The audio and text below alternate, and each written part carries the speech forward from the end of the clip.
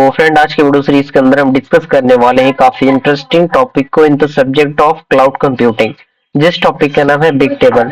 Big table को पूरा deep में हम लोग समझाने की कोशिश करेंगे, पूरा डिस्क्रिप्शन के साथ, और एक एक पॉइंट आपको समझ में आएगा, कोई दिक्कत परेशानी नहीं होगी। फिलहाल आप लोग इस प्लेलिस्ट को एक्सेस कर लीजिए, प्लेलिस्ट को सेव कर लीजिए। आइए स्टार्ट करते हैं।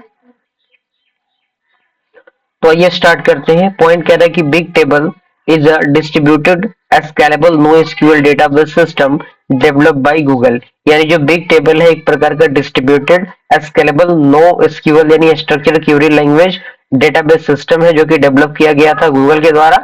And it is designed to handle the large amount of structured data across many community servers providing the high performance availability and scalability। यानी ये क्या करता है, ये डिजाइन करता है हैंडल करने के लिए जो भी large amount of structure data होते हैं, जो बहुत सारे कम्युनिटी सर्वर्स जो प्रोवाइड करते हैं हाई परफॉर्मेंस को, उसके अवेलेबिलिटी को, स्केलेबिलिटी को। इसी में पॉइंट कह रहा है कि big table were originally created to support Google's own application such as Google Search, Google Maps, Google Earth, Google Analytics. यानी जो बिग टेबल है वो ओरिजिनली क्रिएट किया गया था सपोर्ट प्रोवाइड करने के लिए गूगल के खुद के एप्लीकेशन को, जैसे कि गूगल के सर्च का प्रोसेस के लिए, गूगल मैप के लिए, गूगल अर्थ के लिए, गूगल एनालिटिक्स के लिए। लेकिन अगला पॉइंट इसी के अंदर कह रहा है कि big table is fundamentally different from traditional relational database because it is based on wide column store model rather than a tabular format, offering the better performance for a specific type of data workloads, particularly those that involve large scale data storage and retrieval with low latency requirement। यानी जो big table है एक प्रकार का fundamentally different होता है traditional relational database से, क्योंकि ये एक वाइड बेस्ड कॉलम बेस्ड जो स्टोरेज मॉडल होता है वो होता है, जो कि एक टेबुलर फॉर्मेट को प्रोवाइड करता है, और साथ ही साथ ये प्रोवाइड करता है एक बेटर परफॉर्मेंस को किसी भी स्पेसिफिक टाइप के वर्कलोड के लिए, एंड पर्टिकुलरली जो इन्वॉल्व करते हैं लार्ज स्केल डेटा स्टोरेज को और रिट्रीव करने के लिए जो लो लेटेंसी रिक्वायरमेंट्स होती है उसके अकॉर्डिंग। ओके, अब यहाँ पे की फीचर्स आते हैं बिग टेबल के की फीचर्स, जिसमें सबसे पहला आपका आता है स्केलेबिलिटी।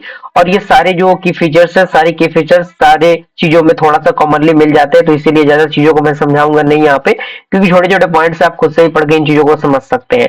दूसरा आपका की फीचर है डिस्ट्रीब्यूटेड स्टोरेज, तीसरा है हाई परफॉर्मेंस, चौथा आपका flexibility with data models. Okay, और पांचवा आपका आता है कॉलम फैमिलीज। ओके, उसके बाद 6 नंबर आपका है कंसिस्टेंसी एंड अवेलेबिलिटी, उसके अंदर 2 पॉइंट्स दिए गए हैं। उसके बाद integration with other Google products आते हैं, जिसके अंदर 2 पॉइंट्स है, और लास्ट आपका है एपीआईज एंड एक्सेस। ओके, उसके बाद इसी के अंदर है बिग टेबल आर्किटेक्चर ओवरव्यू। यानी बेसिकली ये चीजें होती क्या है, जिसमें टेबल क्या होता है, रोज की क्या होते हैं, कॉलम फैमिलीज क्या होते हैं, टैबलेट्स क्या होते हैं, टैबलेट सर्वर्स क्या होते हैं।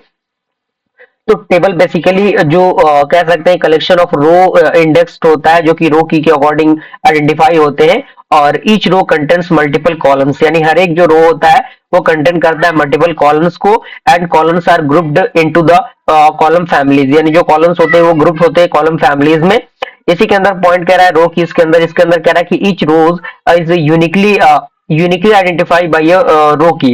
यानी हर एक जो रो है वो यूनिकली आइडेंटिफाई होता है रो की से, और जो रो की होता है वो यूज किया जाता है distribute the row across the multiple machine in the cluster के अंदर।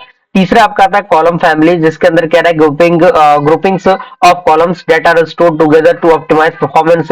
यानी ग्रुपिंग करने के लिए जो कॉलम्स होते हैं जो स्टोर करते हैं ऑप्टिमाइज्ड परफॉर्मेंस को। और इसी के अंदर कह रहा है कि column families allows for better compressions and faster retrieval of related columns. Okay, अगला आता है टैबलेट्स, उसके बाद आपका टैबलेट आपका सर्वर। ओके, इसी के अंदर आता है बिग टेबल यूज केसेस। यानी यूज केसेस यानी कहाँ कहाँ इसका यूज होता है। तो सबसे पहला यूज आता है रियल टाइम एनालिटिक्स के अंदर, इसके अंदर पॉइंट आपका दिया हुआ है। सेकंड आपका आता है टाइम सीरीज डेटा के लिए, और तीसरा आपका आता है सर्च इंडेक्सिंग के लिए। ओके, उसके बाद चौथा आपका आता है जियो स्पाशियल डेटा के लिए, और लास्ट आता है इंटरनेट ऑफ थिंग्स के लिए। ओके, तो ये आपका बेसिकली चार्ट दिया हुआ है, क्योंकि अगर डायरेक्टली एग्जामिनेशन में क्वेश्चन पूछ दे कि रिलेशनल डेटाबेस और एच बेस के बीच का क्या डिफरेंस होता है, तो ये आपको पता होना चाहिए। टू द पॉइंट आप इनको लिख के इनके नोट्स को बना सकते हैं।